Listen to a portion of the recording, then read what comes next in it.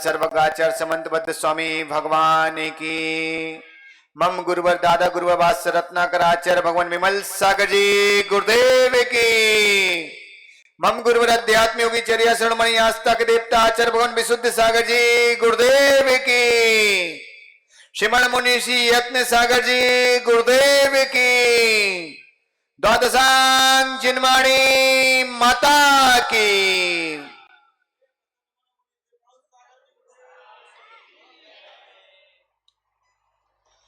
आज पुनः हम सबके महापुण्य का उदय हुआ है।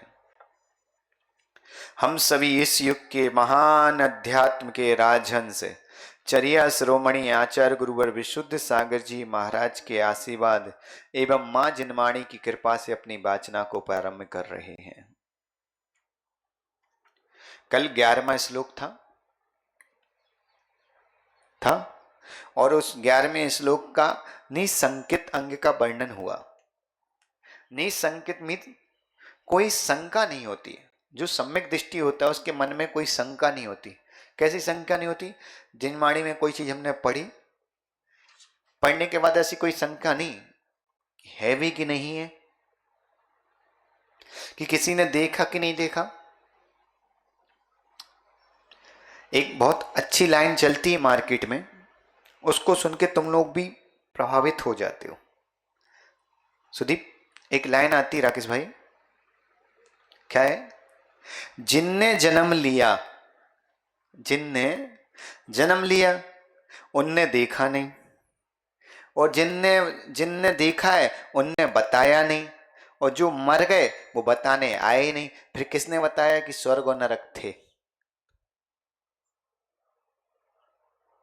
जब तुमसे कोई ऐसे व्यक्ति बोल देता है कि जिनने जन्म लिया उनने देखा नहीं, और जिनने देखा उनने बताया नहीं, और जिनका मरण हो गया वो बताने आए नहीं, फिर तुम्हें पता कैसे चला कि स्वर्ग और नरक थे? ऐसा जब कोई व्यक्ति हमसे बोलता है तो हमें ऐसा लगता है कि कितनी अच्छी बात कर रहा है। स्वाभाविक कि जिनने जन्म लिया उनने बताया नहीं आज तक, और जिनने देखा मतलब जो नरक में या स्वर्ग में जो देख रहे हैं या देखा है जिनने, वो बताने आते नहीं, और जिनने मृत्यु को प्राप्त हो गए वो बता पाते नहीं। तो फिर किसने बताया कि स्वर्ग नरक है? फिर हम कैसे मान ले हैं कि नहीं? ऐसी बात कभी सुनते तो मन में शंका आती कि नहीं आती है? आप स्वयं कल्पना करो, जब आपको बताया जाए कि एक जम्बू द्वीप है ना, उस जम्बू द्वीप के बाजू में एक जम्बू समुद्र है, फिर लवण द्वीप है, लवण समुद्र है, क्षण समुद्र है, ऐसे एक द्वीप फिर एक समुद्र, फिर एक द्वीप फिर एक समुद्र, ऐसे गोल गोल गोल गोल गोल गोल गोल। तो तुम्हें लगेगा असंख्यात द्वीप असंख्यात समुद्र। फिर तुम्हें लगता है साइंस तो बोल रहा है कि 120 220 30 शहर हैं, देश हैं, बस वो ही है, पृथ्वी तो खत्म होगी। फिर ये क्या है? कभी तुम्हें लगता कि जिनवाणी पे विश्वास होगा कि नहीं होगा? कितनी चीजों पर डाउट है तुम्हें है? अभी ये तुम्हें बता दिया जाए कि ऐसे 16 स्वर्ग हैं, 8 स्टेप इधर हैं, 8 स्टेप इधर हैं। जैसे तुम्हारी मल्टी होती ना टावर में, जैसे इस साइड भी बिल्डिंग रहती है और इस साइड भी, जैसे ए ब्लॉक ले लो है ना, तो सामने सुदीप है, राकेश है, और सामने अविनाश रह रहा है, तो 2 हो गए ना। तो ऐसे मतलब राकेश का समझ लो पहला स्वर्ग है, तो अविनाश का दूसरा स्वर्ग है। ऐसे ऊपर समझ लो तीसरा स्वर्ग, तो इधर चौथा स्वर्ग, इधर 5वां, इधर 6वां, इधर 7वां, इधर 8वां। तो क्या वो मल्टी है क्या ऊपर? कहीं मन में नहीं आया है क्या ये नाटक है? और दूसरी चीज कि भाई जमीन पे तो ठीक है, आसमान में गिर नहीं जाएगी इतनी बड़ी बिल्डिंग है, और ऊपर से इतने बड़े बड़े हैं कि देव लोग अपना आकृति कितनी भी बड़ी 500 धनुष की भी बना ले तो भी उनके छत से सिर नहीं टकराता, इतने बड़े बड़े भवन। तो कहां से आए, काय पे खड़े हो?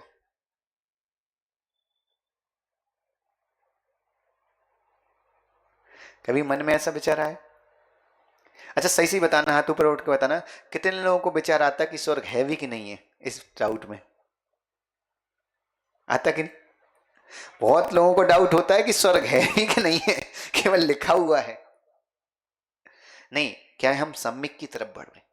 तुम्हारा मानसिकता कह रहती कि पहले जो तुम्हारे मन में विचार है वो हम पहले बाहर निकाल दें, और जब तुम्हारे मन के विचार निकल जाएंगे तभी तो हम अपने विचार तुम्हारे मन में डाल पाएंगे। चांदनी के चांद क्या होता है बाबू? कि जैसे मान लो किसी की हड्डी टूट जाए, क्या नाम है इसका? राहिल। नहीं तो चांदी अच्छा है, चांदनी भी खुश रहेगी। क्या है राहिल? जैसे किसी की हड्डी टूट जाए, कभी हड्डी टूट गई किसी की, और प्रदीप भाई उसकी हड्डी टूट गई, और हड्डी डॉक्टर से मान लो गलती से थोड़ी सी टेढ़ी जुड़ गई, तो फिर क्या होगा? क्या होगा? क्या करते फिर उसके बाद? बोलो ना तेज। री ऑपरेशन होता है, जिसको तुम अपने शब्दों में बोल देते हो री ऑपरेशन, है ना। किसी व्यक्ति की, मान लो किसी व्यक्ति की हड्डी टूट गई और फिर दोबारा उसकी हड्डी बन जोड़ी गई, तो हड्डी थोड़ी सी टेढ़ी जुड़ गई। अब टेढ़ी जुड़ गई तो उसको तुम्हारे अच्छे शब्दों में बोल देते री ऑपरेशन, और सही बताऊं हिंदी में बोल दिया तो दोबारा तोड़ के फिर जोड़ना पड़ेगी, जोड़ना पड़ेगी। तो बस वही काम तो हम तुम लोगों के साथ करें। तुम्हारी जो है, तुम्हारी बुद्धि के साथ जो तुम्हारे ज्ञान की जो हड्डी वो थोड़ी सी टेढ़ी जुड़ गई है, तो अभी हम पहले तुम्हारी हड्डी पहले तोड़ रहे हैं, फिर उसको हम सही तरीके से जोड़ेंगे। अभी तुम्हारा री ऑपरेशन चल रहा है। सिद्धा की हड्डी तुम्हारी आसिद्धा में जुड़ गई है, अब उसको जब हम तोड़ेंगे नहीं तो फिर वो जुड़ेगी कैसे, है ना। अब जैसे कई बार सुदीप आलू खाते क्या? नहीं खाते, कभी तो खाया होगा। जब तुम उस अवस्था में आलू खाते थे, किसी गुरुदेव की प्रेरणा या कहीं तुम्हारे मन में भाव आया, तुमने त्याग किया, जो भी किया हो चलो, लेकिन जब खाते थे जब कभी मन में एक बार भाव आए थे क्या? राकेश तुमने खाया आलू? बहुत खाए, पहले खाए, मतलब पहले खाए, ठीक है। तो कभी तो मन में जिनने आलू खाए होंगे यहाँ बैठे, चाहे मामा जी हो चाहे प्रदीप कोई भी हो, अरुण भाई खाए, पाटनी जी पहले तो खाए होंगे, खाए। तो जब तुम लोग के मन में कभी एक भाव नहीं है कि आलू में जीभ तो दिखते नहीं है कि नहीं है, है?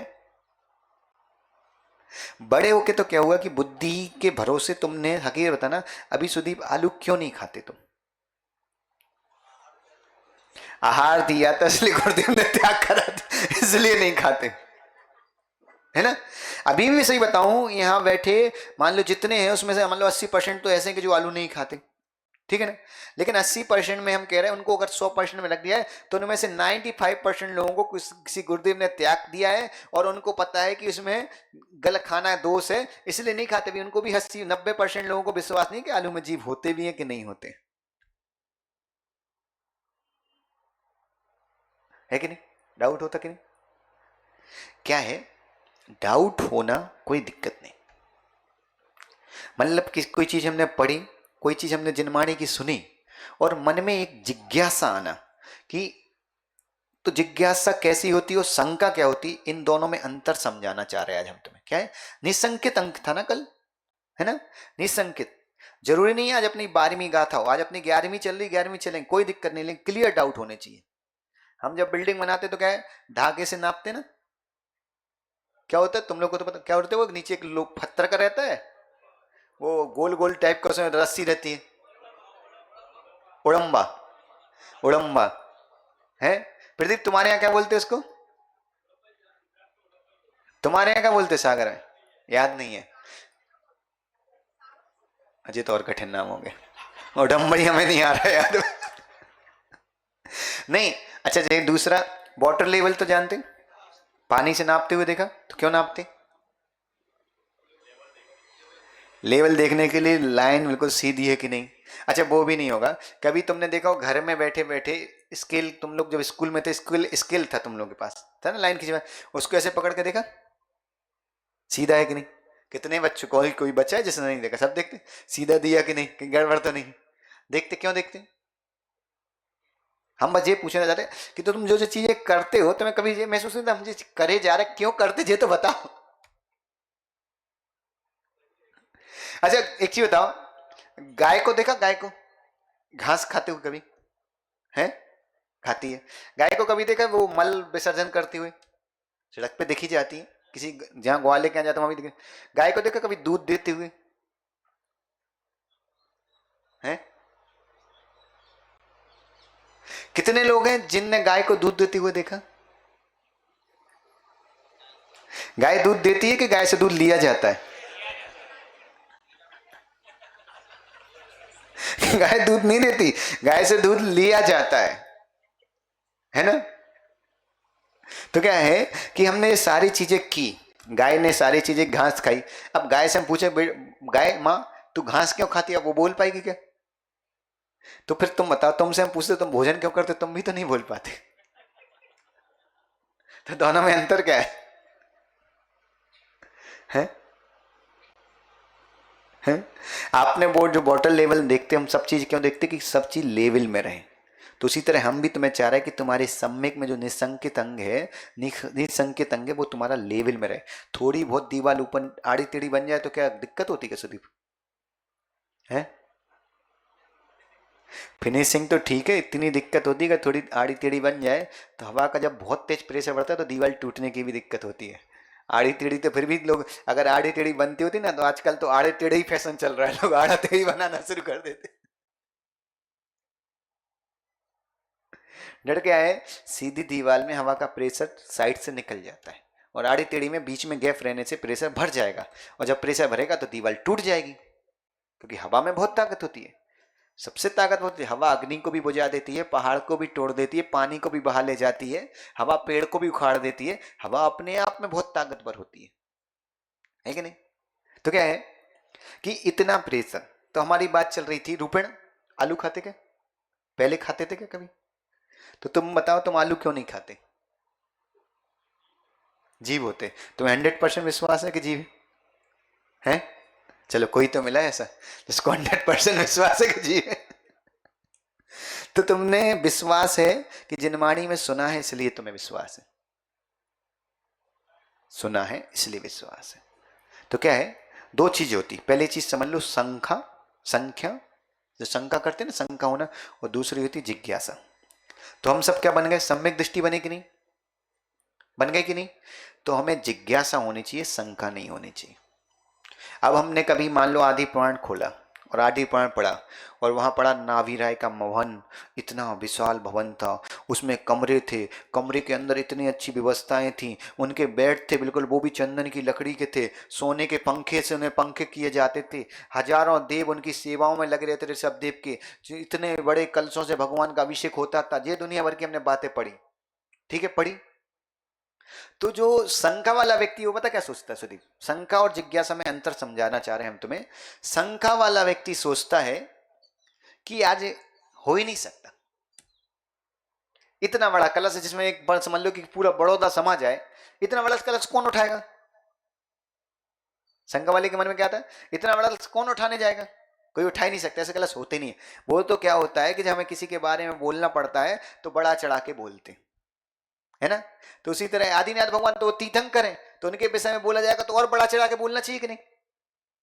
अरे बाबू ऐसा नहीं होता है, बड़ा चढ़ा के पापी आत्माएं बोलती हैं। जो भीतराग धर्म को स्वीकार कर लिया, जो भीतराग मार्ग पे चल रहे, वो मुनि कभी बड़ा चढ़ा के बोलेगा क्या?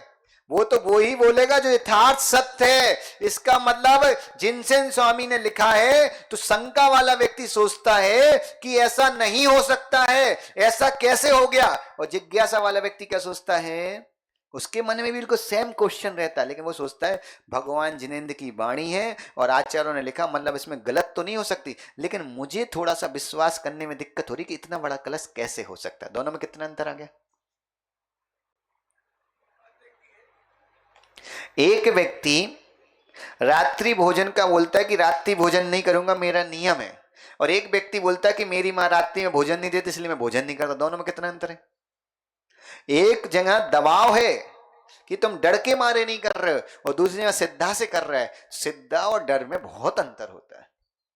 तो हमें जो धर्म है, हमारे जिनेंद्र भगवान की वाणी है, वो हमें श्रद्धा से स्वीकार करनी, डर से स्वीकार नहीं करनी। अभी हमारा धर्म जो है, अभी हम जो धर्म करते हैं वो डर से करते हैं। हमें धर्म डर से नहीं, श्रद्धा से करनी। सम्मेद शिखर की वंदना करने से नरक गति बच जाती है। पता चल जाता जिस व्यक्ति ने नरक गति का बंद किया, अगर वो फिर से वो सम्मेद शिखर की वंदना नहीं कर सकता, तो डर है।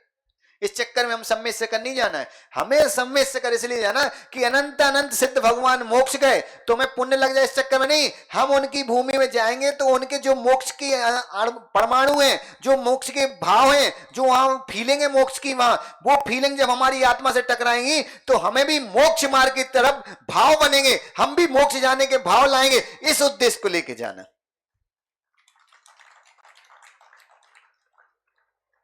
गुरु को आहार देना तो इस उद्देश्य को लेकर नहीं देना कि गुरु को आहार देंगे तो हमें अगले जन्म में भोजन मिलेगा, व्यवस्था मिलेगी, कुछ नहीं।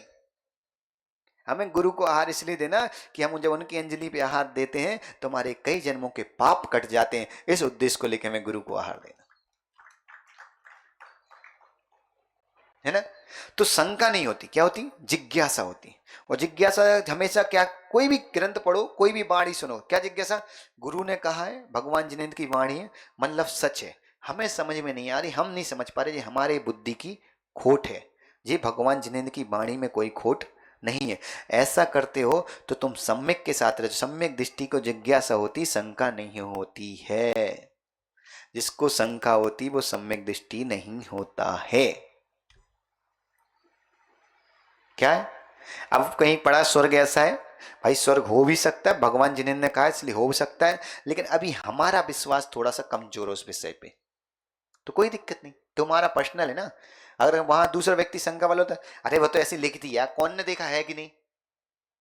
अरे भगवान जिनेंद्र ने तो देखा है, उनके ज्ञान में तो जड़ा है, उनके ज्ञान के बराबर हमारे ज्ञान की तो कोई बूंद भी नहीं है उनके सामने। तो हम कैसे छोटी सी बूंद, कोई बोले कि सागर का पानी गंदा है, तो कैसे? क्यों? क्योंकि भाई हम गंदे हैं। अरे एक बूंद गंदी हो सकती, पूरे सागर का पानी थोड़ी गंदा हो सकता है? एक बूंद मनन भाई गंदी हो सकती, मान सकते, पूरा सागर का पानी। तो उसी तरह हमारा ज्ञान तो भगवान के सामने एक बूंद पानी जैसा है, वो जिस कलर में जाएगा उस कलर का हो जाएगा। अरे समुद्र में तो तुम कोई बड़े से बड़ा सेठ आ जाए, कलरों के कलर डाल दो, पूरे समुद्र के पानी को तुम गंदा कभी कर ही नहीं सकते, क्योंकि उसमें इतना विशाल पानी है कि उसकी कोई सीमा नहीं है। उसी तरह जिनेंद्र भगवान तीर्थंकर प्रभु का ज्ञान है वो समुद्र के तुल्य, इतना विशाल कोई कल्पना नहीं कर सकते कितना है, कितना गहरा है। समुद्र की गहराई को कोई नहीं नाप सकता, उसी तरह भगवान जिनेंद्र के ज्ञान को कोई नहीं नाप सकता। लेकिन हम इंसान हैं, हमारी बुद्धि छोटी है, सूक्ष्म है, तो हमें ऐसी शंका नहीं करना, हमें तो केवल जिज्ञासा करना। कैसी? कि भगवान जिनेंद्र ने कहा है इसलिए सच है, हमें विश्वास नहीं हो पा रहा है। ऐसा करते तो कोई दोष नहीं लगता। और सोचो तुम्हें विश्वास तो नहीं हो रहा, उस कंडीशन में भी नहीं हो रहा, इस कंडीशन, लेकिन इस कंडीशन में कम से कम तुम्हारा सम्यक तो बच रहा है बाबू, और क्या चाहिए? है कि नहीं? बुंदेलखंड में बोलते हैं, प्रदीप को पता होगा, प्रदीप बुंदेलखंडी है ना? क्या प्रदीप? बुंदेलखंड में बोलते हैं, दिलीप भाई, बुंदेलखंड में बोलते खाओ खेलो कूदो थको मत। क्या? खेलो कूदो थको मत, खाओ पियो झको मत, खाओ पियो झको मत, देखो भालो तको मत, देखो भालो तको मत, बोलो चालो बको मत। क्या? बोलो चालो बको मत, मतलब समझे? लास्ट वाला तो समझ में आ गया, बाकी का नहीं पता। बोलो चालो बको मत, तो पहला क्या था? खेलो कूदो थको मत। इसका मतलब होता है कि कोई भी कार्य करो, इतना करो जिसमें तुम्हें थकान नहीं हो। व्यापार करो तो इतना ही करो जिससे तुम्हारी थकान ना हो। अब स्थिति ऐसी है कि आदमी थका हुआ आता है व्यापार, पैसा कमाने में इतना थक जाता है कि उसको भान ही नहीं रहता है कि उसके पास बच्चे भी हैं, बीवी भी हैं, परिवार भी है। आप बताओ, इधर इतने सारे लोग बैठे, दाहोद से भी आए हैं, इन सबसे पूछ लो कि इन सबसे पूछो, सब दाहोद में तो वैसे ही सब सेठ ही सेठ पैदा होते, सब बिजनेसमैन है। तो ये बताओ, दाहोद वालों से पूछ लो कि एक चीज बताना कि तुम लोगों को कब ऐसा एक दिन वो बताओ महीने का जिस दिन तुम पूरे परिवार के साथ 1 घंटे बैठ के तुमने आपस में कभी बात की हो? तो क्या कहते बुंदेलखंड में? खेलो कूदो थको मत, मतलब इतना पैसा मत कमाओ, इतना मत खेलो जीवन के साथ कि तुम्हें थकान हो जाए, कि तुम्हें पता ही नहीं चले कि तुम इंसान भी हो। क्या है दूसरा? खाओ पियो झको मत, कितना भी खाओ कितना भी पियो, लेकिन झांको मत दूसरे के में। कितना भी कमाओ पर दूसरे के लोभ में मत झांको। क्या होता है जब फंक्शन में बैठते हम खाना खाने बैठते तो परसने वाला सिस्टम अब तो बंद ही हो गया। कभी मिले तो देखना हमारा ध्यान कहाँ रहता कि बाजू की थाली में क्या रखा, हमारी थाली में आया कि नहीं। और कई बार तो राकेश भाई ऐसा हो जाता, मदन भाई ऐसा होता है कि उस व्यक्ति को खुद तो शुगर है, लेकिन उसको ये रहता हमसे नहीं पूछा, हमें रसगुल्ला नहीं दिया, उसको अरे भाई तेरे को शुगर है, देवी दे तो तुझे खा नहीं पाना है। फिर काय का टेंशन। बहुत सारी टेंशन है तो ऐसी हमारे जीवन में जिनका कोई सिर पैर नहीं है, लेकिन हम लेके बैठे हैं। कोई हमारे जीवन में उनका अस्तित्व नहीं है, उन टेंशनों को, उन बातों का कोई अस्तित्व नहीं है, लेकिन हम लेके बैठे। तो ऐसी बहुत सारी चीजें। तो क्या है, आचार्य समन्वय स्वामी क्या करे, शंका नहीं होती।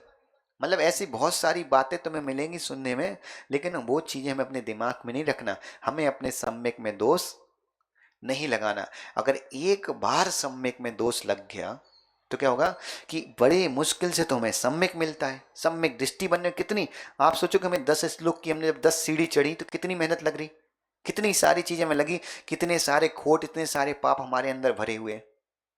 आया कि नहीं मन में, जब उनको हम छोड़ पा रहे।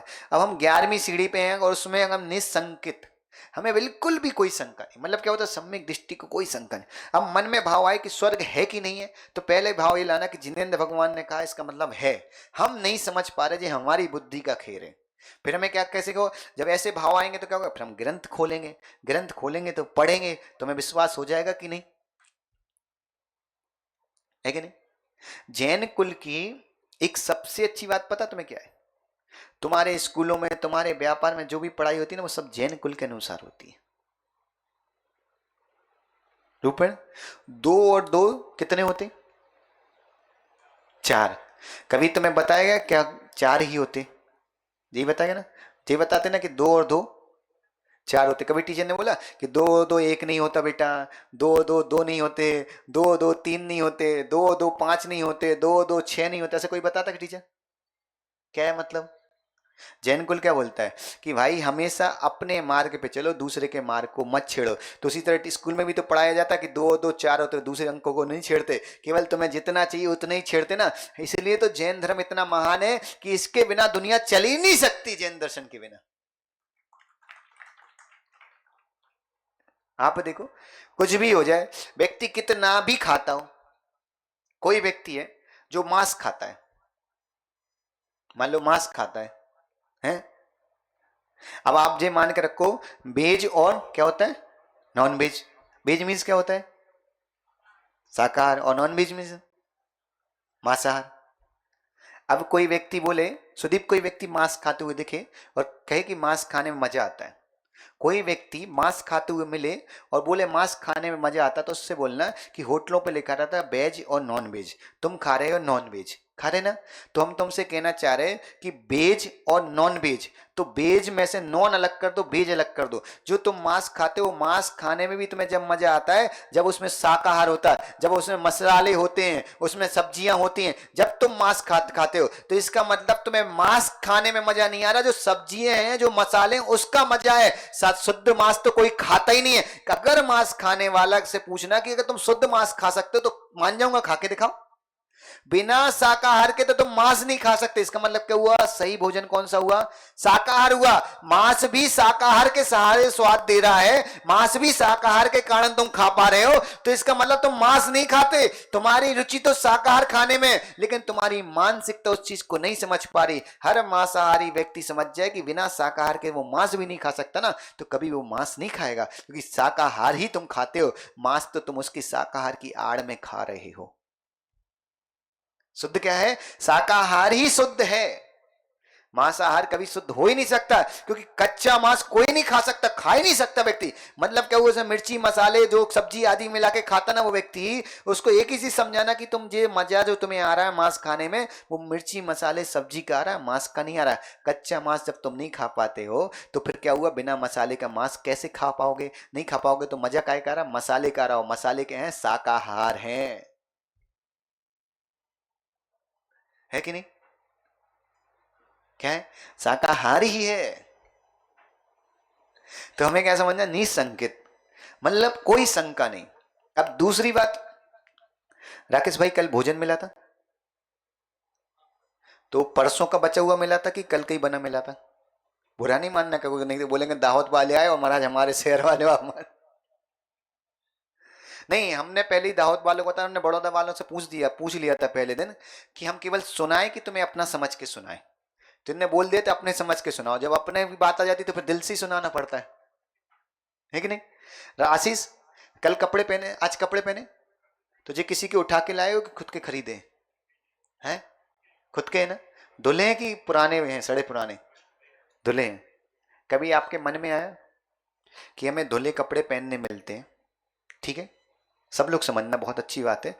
धुले कपड़े पहनने मिलते हैं, ताजा भोजन करने मिलता है, घूमने के लिए गाड़ी है, बैठने के लिए घर पे सोफा है, गर्मी के लिए एसी है, देखने के लिए टीवी है, चलाने के लिए मोबाइल है, घूमने के लिए साइकिल है, बाइक है, सब कुछ है, रहने के लिए घर है, सोने के लिए बेड है। ये सारी चीजें तुम्हारे पास अवेलेबल हैं, उपयोग में हैं। तो ये सारी चीजें मिली तो मिली कैसे?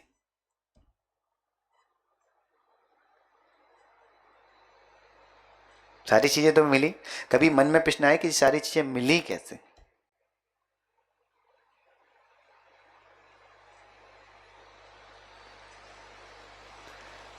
सुदीप, एक दिन में कितनी रोटी खाते हो? 8-10, ठीक है, 10 रोटी पकड़ लो, एक दिन की 10 पकड़ो, तो क्या एवरेज लगा तुमने, हिसाब लगाया? 300 रोटी महीना हो गया, है ना? 3600 साल, और 10 साल में 36,000। अब तुम बताओ, तुमने 10 साल में 36,000 रोटी खा डाली। अगर पूरी 36,000 रोटी बांटते तो हमें लगता बड़ौदा में कितने लोगों का पेट भर जाता, होता कि नहीं? अब बताओ तुमने, हेमंत तुम क्यों हंस रहे, तुमने नहीं खाएंगे? यहाँ सब चोर चोर मौसेरे भाई बैठे हैं। तो कभी तुम्हारे मन में भाव भाव है अतुल भाई कि इतना हमने खा दिया तो वो हमें मिलता कैसे?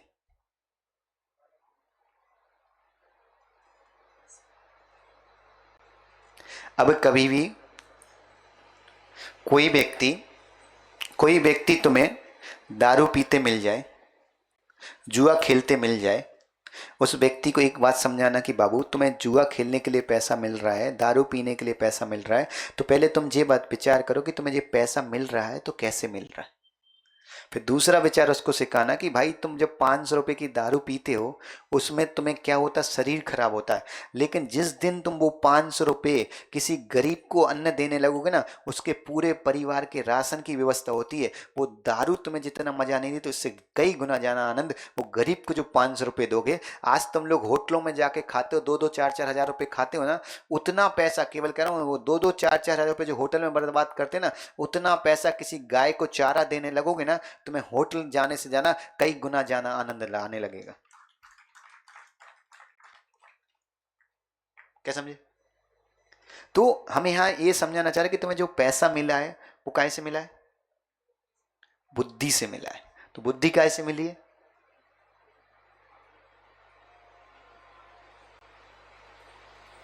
आ जाओ अपनी औकात पे कि पुण्य से मिली है।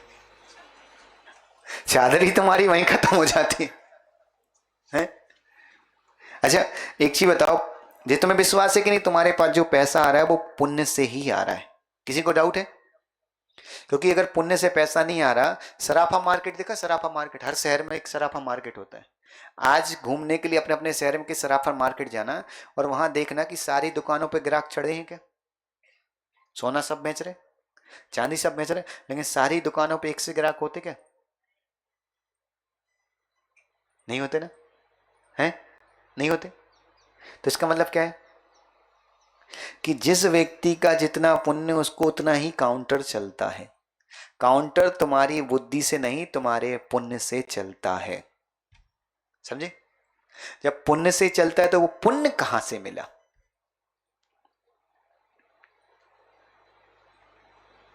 रूपण, कोई व्यक्ति दारू पीता है तुम उसको अच्छा मानते कि गलत? कोई व्यक्ति अवक्ष का सेवन करता तुम उसको अच्छा मानोगे गलत? कोई परस्त्री सेवन करता उसको अच्छा मानोगे गलत? गलत ही मानोगे ना, है? एस के जैन साहब, कोई व्यक्ति उल्टी सीधी आड़ी टेढ़ी गाड़ी चलाता तुम उसको अच्छा मानोगे गलत? कोई व्यक्ति राकेश भाई कचरा फैलाता उसको अच्छा मानोगे गलत? ये सारी गलत चीजें हैं ना। आपको 100% विश्वास है कि नहीं जब मान के चलो कि एक बुद्धि वाले, हम छोटी बुद्धि वाले व्यक्ति की नज़रों में जब ये सारी चीज़ें गलत हो सकती हैं, एक बुद्धि वाला व्यक्ति, उसकी नज़र में दारू पीना, मांस खाना, वक्त का सेवन करना, उल्टी सीधी गाड़ी चलाना, कचरा फैलाना, गंदे भाषण बोलना, गाली गलौज करना, वो अभद्र व्यवहार करना, पर स्त्री का सेवन करना, सारे चीज़ें गलत हैं एक छोटी बुद्धि वाले व्यक्ति की नज़रों में। तो सोचो परमात्मा की नज़रों में गलत होंगी कि नहीं होंगी? जब परमात्मा की नजरों में गलत होंगी तो हम तुम्हें ये पूछना चाह रहे हैं कि जब परमात्मा की नजरों में गलत होंगी तो इन चीजों से हमें पुण्य लगेगा कि पाप? पाप लगेगा। तो हमारे पास आज इतना वैभव कि हम शांति से खा पा रहे हैं, सो पा रहे हैं, उठ पा रहे हैं, बैठ पा रहे हैं, बोल पा रहे हैं, चल पा रहे हैं, देख पा रहे हैं, सारी सुविधाएं हमारे पास, टीवी है, मोबाइल है, गाड़ी है, फ्रिज है, कूलर है, एसी, सब कुछ है। ये सारी सुविधाएं हमें विश्वास हो गया कि पुण्य से हैं, तो इसका मतलब ये सारी चीजें हमने जो जिनसे पाप बनता वो सारी चीजें पहले नहीं की, इसके ही तो परिणाम है कि आज हमें पुण्य मिला। और आज हमें पुण्य मिला है, इसका मतलब क्या है कि हमने पूर्व में कोई अच्छे कर्म किए। इसका मतलब क्या, अब हमें आगे क्या करना है? और अच्छे कर्म करना, जभी तो आगे जाके हमारी व्यवस्था अच्छी होगी कि नहीं, समझे कि नहीं? आगे की व्यवस्था कब अच्छी होगी? जब हम अच्छी चीजें करेंगे। 100% हमारी नजरों में वो चीजें गलत है तो परमात्मा की नजरों में तो स्वाभाविक गलत ही होंगी, क्योंकि हमारे पास नजर भी तो वही है, जो परमात्मा ने बताया वो हमने सुना है, उसको ही सुन के तो हमें गलत और सही का निर्णय हो पाया।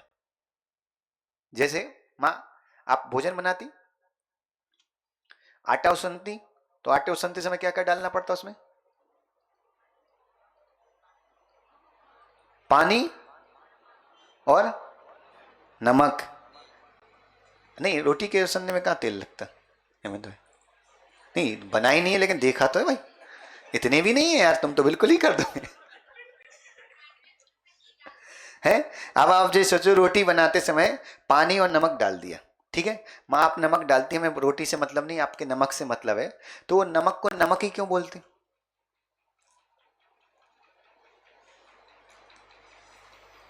तुम लोगों का नमक का त्याग तो नहीं है किसी का? है? नमक को नमक ही क्यों बोलते?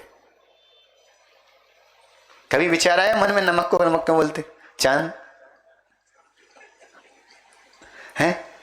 क्या है कि किसी ना किसी ने तो बताया होगा कि नमक है, बताया तो हम नमक बोलना शुरू किया। कभी हमारे मन में विकल्प आया कि चीज नमक ही क्यों है?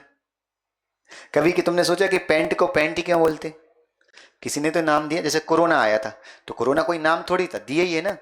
हम जब दूसरों की दी हुई बात को स्वीकार कर सकते हैं, किसी ने बोल दिया ये नमक है तो हमें विश्वास हो जाता नमक है, किसी ने बोल दिया पेंट है तो हम विश्वास कर लेते पेंट है। जैसे कोरोना बीमारी आने पे डॉक्टरों ने बोल दिया, साइंस ने बोल दिया कि भाई इसका नाम कोरोना है, तो हमने विश्वास कर लेते ना कोरोना है। तो भाव अब दुनिया के लोग, छोटी बुद्धिधारी लोगों की बात पे तुम्हें विश्वास हो जाता है, तो वो तो 3 लोग का नाथ है बाबू, उनके पास तो केवल ज्ञान है, उनकी बात पे तो कितनी श्रद्धा से विश्वास होना चाहिए। समझे? तो निसंकित मतलब निसंकित व्यक्ति के अंदर कोई शंका नहीं होती मदन भाई। क्या होती है? जिज्ञासा होती है। अब कभी भी किसी गुरु के पास जाओ, पूछने तो मत बोलना कि शंका है, क्या बोलना? गुरुदेव एक मन में जिज्ञासा हुई है। और ये याद रखना, शंका बुद्धि में होती है, मन में जिज्ञासा होती है। क्योंकि जब व्यक्ति धर्म में बुद्धि लगाने लगता है तो उसको शंका होने लगती है, और जब मन लगाता है ना, इसलिए तो कभी किसी आगम में या किसी गुरु के मुख से तुमने कभी नहीं सुना होगा सुदीप कि बुद्धि से धर्म किया करो। वो हमेशा क्या बोलते? मन से धर्म किया करो। धर्म हमेशा मन से करो, व्यापार हमेशा बुद्धि से करो, तुम्हारा सेटलमेंट बहुत अच्छा बना रहेगा। क्या है? बुद्धि से व्यापार करो और धर्म मन से करो, क्योंकि हमें धर्म करके मन साफ करना है, बुद्धि नहीं। क्योंकि मन साफ हो गया तो बुद्धि अपने आप साफ हो जाएगी। बुद्धि कई प्रकार की है, मन एक ही है। और मन के साथ प्रॉब्लम क्या है? अशुभता के साथ है? अब राकेश मान लो सुदीप के घर पे चौका लगा है, और गुरुदेव के आहार होने, और सुदीप को मालूम है कि अभी लाइट चली गई है और आहार के बीच में शायद लाइट आ सकती है, तो फिर क्या कहते हैं? सारे स्विच बंद करोगे ना, है ना? एक एक स्विच बंद करने जाओगे? मेन स्विच क्यों गिराते? एक एक स्विच बंद करने जाओ।